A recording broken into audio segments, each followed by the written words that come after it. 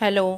थंडी आता सुरुवात झालेली आहे. ऑक्टोबर महिना सुरू झालेला आहे आणि अशी छानपैकी फुलं उमलायला सुरुवात झाली आहेत. भरपूर कळ्या येत आहेत, पण तरीसुद्धा आपल्याला ह्याची थोडी काळजी ही घ्यावीच लागते. आणि त्यामुळे कुंडीत लावलेल्या जास्वंदीला भरपूर कळ्या येण्यासाठी आपण काय खत द्यायचं आहे, कशी त्याची काळजी घ्यायची आहे, ह्याच्याबद्दल आज मी डिटेलमध्ये सांगणार आहे. व्हिडिओ शेवटपर्यंत बघा आणि आवडला तर नक्की लाईक करा बरं का. अजून सबस्क्राईब केला नसेल तर सबस्क्राईब करा. तुम्हाला भरपूर ह्याच्यामध्ये माहिती मिळेल. तर इथे बघा तुम्ही भरपूर कळ्यासुद्धा आलेल्या आहेत आणि कीड अजिबात नाही आहे. जास्वंदीसारख्या फुलांना कीड लागण्याची शक्यता पण खूप असते. त्यासाठी आपल्याला रेग्युलरली फवारणीसुद्धा करायची असते. जिथं नवीन कळ्या आणि पालवी फुटते, कोंब येतात, तर तिथे कीड लागते. तिथेच त्या मिलीबग आणि ॲफिड्सचा अटॅक होत असतो आणि हळूहळू झाड सुकून जातं. तर त्यामुळे रेग्युलरली आपल्याला औषधाची फवारणी करायची असते. त्याचबरोबर आपल्याला ह्याला खुरपणी करणं खूप आवश्यक आहे. तर महिन्यातून एकदा न विसरता ह्याची खुरपणी करायची आहे.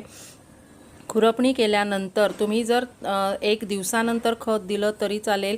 महिन्यातून एकदा आपण गांडूळ खत किंवा शेणखत 1 मूठभर द्यायचं आहे आणि त्यानंतर आपण ह्याला पाणी द्यायचं आहे. खतं देताना नेहमी संध्याकाळच्या वेळेस द्यायचं आहे, म्हणजे रात्रीच्या थंडपणामुळे त्याचा इफेक्ट लगेच झाडांवर होत नाही.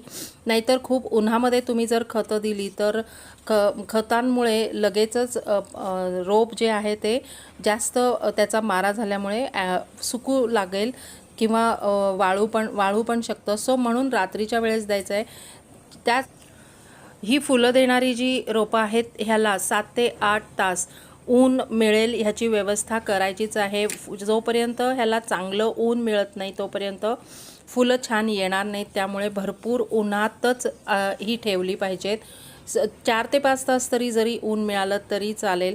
आणि ह्याला लिक्विड खतं द्यायला अजिबात विसरायचं नाही. त्यासाठी आपण केळीच्या सालीचं पाणी, कांद्याच्या सालीचं पाणी, रोजचं डाळ तांदूळ धुतलेलं पाणी रेग्युलरली ह्याला द्या आणि बघा किती छान फुलं उमलतील. बाहेरचं तुम्हाला खत द्यायची गरजच नाही आहे. रेग्युलरली आपल्या किचनमधून जे काही वेस्ट येतं तर त्यापासून आणि खत तयार करून आणि आपण जे घरात कंपोस्ट तयार करतो किचन वेस्टपासून कंपोस्ट, ते जर तुम्ही करत असाल आणि ते जर तुम्ही देत असाल तर मग तुम्हाला बाहेरचं खत घ्यायचीच गरज नाही आहे.